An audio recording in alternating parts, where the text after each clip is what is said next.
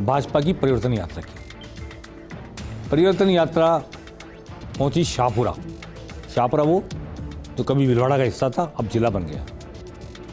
अनुराग ठाकुर केंद्रीय मंत्री वहां पहुंचे कि कल ही कैलाश मेघवाल जो वहां से भाजपा के विधायक थे, उन्हें पार्टी की प्राथमिक सदस्य से निलंबित किया गया और कैलाश मेघवाल वहां पूरी पार्टी पर काबिज थे। तो कैलाश मेघवाल के भाजपा से बाहर होने के बाद अनुराग ठाकुर वहां पहुंचे। परिवर्तन यात्रा में इसलिए महत्वपूर्ण थी कि पहली सभा थी, पहला समारोह था तुरंत उसी दिन जिस दिन कैलाश मेघवाल गए बाहर, उसके अगले दिन। तो अनुराग ठाकुर ने राज्य सरकार की खूब जमकर आलोचना की, पेपर लीक कांड का जिक्र किया और कहा कि दो नेताओं की लड़ाई ने राजस्थान को डुबो दिया है और राजस्थान की हालत को सुधारना है, हमें कमल खिलाना है। आइए सुनते हैं क्या कहा अनुराग ठाकुर ने। बेटियों के साथ बलात्कार आपको स्वीकार है? क्या महिलाओं के साथ अपराध स्वीकार है?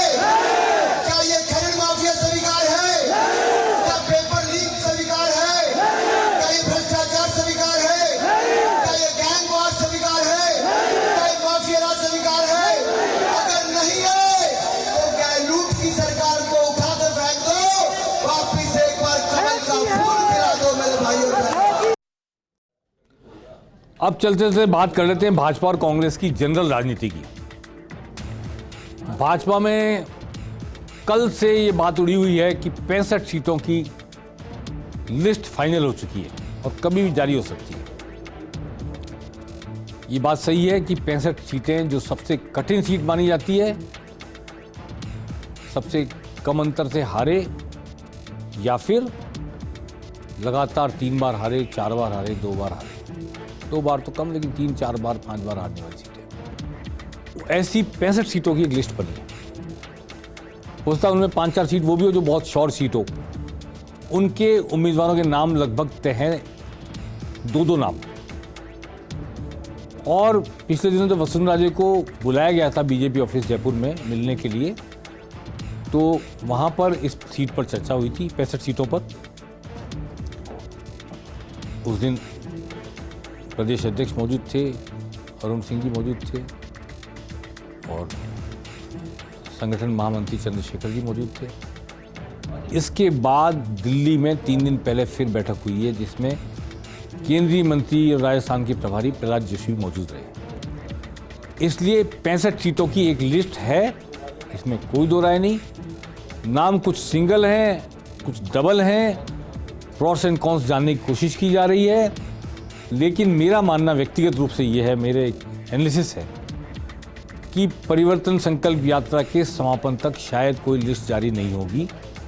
मोदी आएंगे, सभा करेंगे, उसके बाद ही ऐसी कोई लिस्ट जारी होगी, अगर तैयार फाइनल हो गई है तो। ऐसा मेरा मानना है। वैसे सोशल मीडिया पे उड़ी हुई है कि 65 लोगों की लिस्ट कभी भी आ सकती है, लेकिन मैं मानता हूं, जितना राजनीति को समझता हूं, कि परिवर्तन यात्राएं पूरी हो जाएंगी, समापन हो जाएगा, प्रधानमंत्री मोदी की सभा हो जाएगी, फिर लिस्ट जारी। कांग्रेस में अभी लोकसभा सत्र का इंतजार किया जा रहा है। कांग्रेस के जो उम्मीदवार हैं, प्रत्याशी हैं, या जो टिकट के आशार्थी हैं, उनके इंटरव्यू पे इंटरव्यू हो रहे हैं। कभी प्रभारी ने इंटरव्यू लिए प्रदेश के, कभी सह प्रभारियों ने इंटरव्यू लिए, कभी चुनाव कमेटी ने, इलेक्शन कमेटी ने इंटरव्यू लिए, फिर कई लोग कई पैमानों पे कई जगह इलेक्शन कमेटी ने इंटरव्यू लिए, स्क्रीनिंग कमेटी के लोग पहुंच गए इंटरव्यू लेने, बुला रहे हैं, बात कर रहे हैं। एक एक प्रत्याशी को 4-4, 5 बार इंटरव्यू हो चुका है। नए लोगों को तो मज़ा आ रहा है, सीखने को भी मिल रहा है, अपनी अभिव्यक्ति करने का अवसर भी मिल रहा है। लेकिन जो पुराने लोग हैं, खांटी राजनीति की है, उनको थोड़ा अजीब लग रहा है कि उनको इतनी बार बुलाया जा रहा है, इतनी बार पूछा जा रहा है, इतनी बार उन्हें बताना पड़ रहा है। मेरे ख्याल से ये एक्सरसाइज भी काफ़ी हो चुकी है। कांग्रेस को अब कोई स्टैंड लेना चाहिए और कांग्रेस को भी उसी तरह कोई पैरेलल अपनी भी लिस्ट तैयार करनी चाहिए। ऐसी सीटें 50 है कांग्रेस के पास भी, जहाँ वो 2 बार, 3 बार, 4 बार ऐसे हारती रही हैं। उन्हें भी अपनी ऐसी कमज़ोर सीटों की सुध लेनी चाहिए। उनकी तैयारी अगर उन्होंने कर रखी है तो ये तैयारी भी रखनी चाहिए कि इधर भाजपा की लिस्ट जारी हो, उधर कांग्रेस की भी लिस्ट सामने आए। लेकिन उससे पहले मैं फिर दोहरा रहा हूँ, सबकी निगाहें संसद के सत्र पर हैं।